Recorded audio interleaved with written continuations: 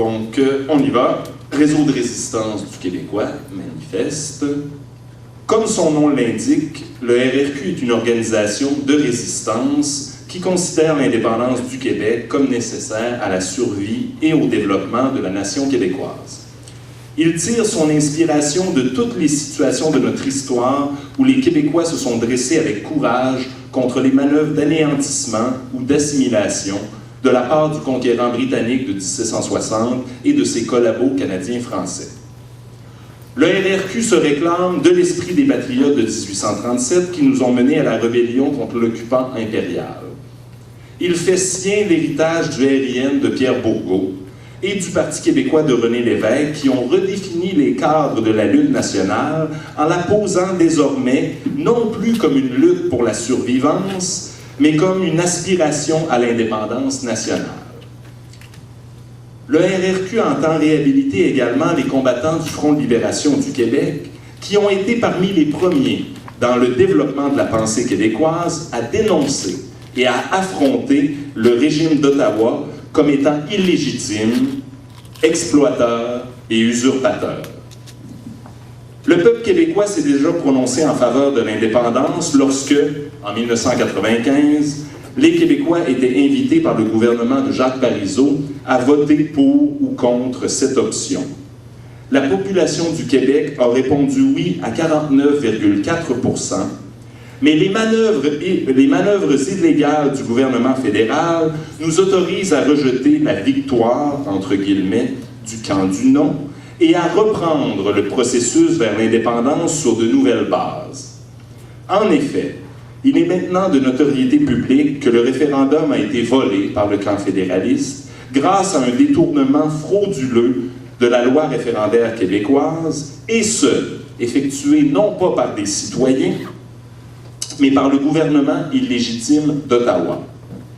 Par des caisses occultes et des moyens semblables à ceux de la CIA, il est intervenu de façon illégale à plusieurs niveaux pour faire déraper un processus que les Québécois voulaient éminemment démocratique, notamment par la naturalisation artificielle, précipitée et massive de nouveaux citoyens canadiens et en favorisant le vote illégal de Canadiens anglais au Québec lors de cette consultation.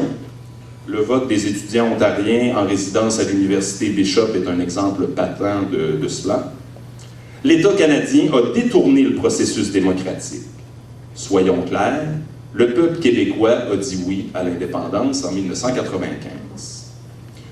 De plus, les Québécois se sont exprimés clairement lors de 2 grandes commissions nationales visant à dégager un consensus québécois concernant le statut futur du Québec. D'abord lors de la commission Bélanger-Campeau en 1992, ensuite lors des audiences de la Commission sur l'avenir du Québec en 1995. Toutes les composantes les plus représentatives de la nation québécoise se sont alors prononcées en faveur de l'indépendance. Le consensus fut très large et très clair. Que ce soit les syndicats, les agriculteurs, les associations féminines, les associations étudiantes, les artistes, les enseignants, presque tout l'ensemble des corps constitués de la nation québécoise se sont prononcés en faveur de l'indépendance, exception faite du Conseil du patronat et de la bourgeoisie coloniale.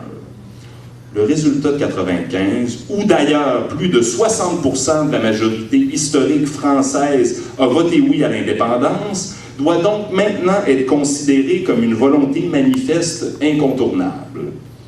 Contre ce désir d'indépendance exprimé de nombreuses fois par le peuple québécois, le gouvernement d'Ottawa oppose sa fausse légitimité, basée sur une constitution qui n'a jamais été entérinée par le peuple québécois, basée sur un régime qui nous a été imposé par les armes lors de la conquête de 1760, puis par la répression lors de la révolte des Patriotes de 1837-38, annexé de force en 1840 dans l'Union des 2 Canadas, puis dans la Confédération de 1867, contre l'assentiment populaire, nous regardons le gouvernement d'Ottawa comme étranger à notre vie nationale, impérialiste et colonisateur. En conséquence, nous considérons que le gouvernement d'Ottawa doit se retirer de toutes les sphères de la vie québécoise le plus rapidement possible. se retirer de notre territoire et cesser de vouloir représenter notre nation. L'État québécois, par son action et la voix de son gouvernement, représente désormais pour nous la seule autorité légitime sur le territoire du Québec. L'État fédéral, résidu de l'Empire britannique, n'a plus pour nous aucune légitimité. Notre action désormais ne vise qu'une chose, contrecarrer l'intrusion d'Ottawa dans notre vie nationale et redonner à la nation québécoise, dans le respect des nations amérindiennes, la pleine maîtrise de son destin.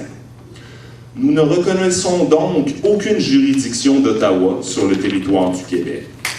Nous ne reconnaissons aucune loi fédérale ni aucune décision de la Cour suprême comme applicable sur le territoire québécois, si ce n'est dans un cadre transitoire respectueux de la prépondérance des lois québécoises. Nous ne reconnaissons pas l'armée canadienne comme notre armée. La nécessaire résistance. Bref, le Réseau de résistance du Québécois est une organisation révolutionnaire qui entend lutter énergiquement pour libérer le territoire du Québec. Car tel est le désir et la volonté d'une majorité de Québécois. Les militants du RRQ prennent l'engagement solennel d'accomplir cette volonté des Québécois en y investissant toute leur intelligence et cet esprit de sacrifice et d'élévation qu'exige la grande bataille de notre libération. Ils y engageront tout leur aide et souderont leur destin à celui de leurs frères et sœurs québécois réunis avec eux pour l'aboutissement de ce dur combat et l'obtention de cette ô combien nécessaire indépendance. Nous sommes une nation forte qui a déjà prouvé dans l'histoire qu'elle avait tous les atouts d'une puissance agissante. Réussir ne dépend que de notre capacité à nous mobiliser, en refusant toujours de se laisser fallacieusement convaincre par les sirènes de la soumission, en refusant d'abdiquer devant Ottawa. Partout sur la Terre, des hommes et des femmes regardent notre révolution, car faire l'indépendance du Québec en est une, et espèrent notre victoire. Car nous ne nous battons pas que pour nous-mêmes, mais pour une nouvelle humanité, une humanité plus juste, et à l'intérieur de laquelle les peuples parviendront à s'émanciper pleinement. Notre indépendance changera la face de l'Amérique et marquera le recul de la grande alliance anglo-saxonne, elle qui a exploité au fil des siècles les humains partout sur la Terre. Notre nation libre interviendra enfin dans les affaires du monde avec la sensibilité des peuples opprimés, opposés aux appétits des grands impérialistes, eux qui ont fait tant couler le sang des peuples qu'ils soumirent. L'Afrique et Haïti ne peuvent qu'espérer notre indépendance. La Palestine nous attend, les Basques nous observent, le Québec libre est l'espoir des peuples enchaînés.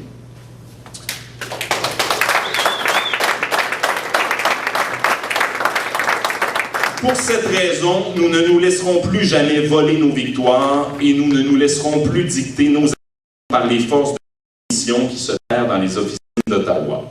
Pour nos enfants et de nos mères, nous combattrons jusqu'à notre dernier souffle. Nous sommes l'Amérique française qui tire de sa condition de vaincu. Nous sommes le porteur d'eau qui désormais porte son destin de peuple libre. Nous sommes la liberté en marche. Nous sommes les résistants du Québec. Nous sommes les fils et filles de la liberté. Nous sommes Québec, mort ou vivant, nous sommes nous. Et qui participe à notre combat, où qu'il vienne sur cette terre, est notre frère ou notre sœur. Désormais et pour toujours, nous sommes maîtres chez nous. Nous vaincrons, car nous n'avons tout simplement pas le droit de perdre. Le Réseau de résistance.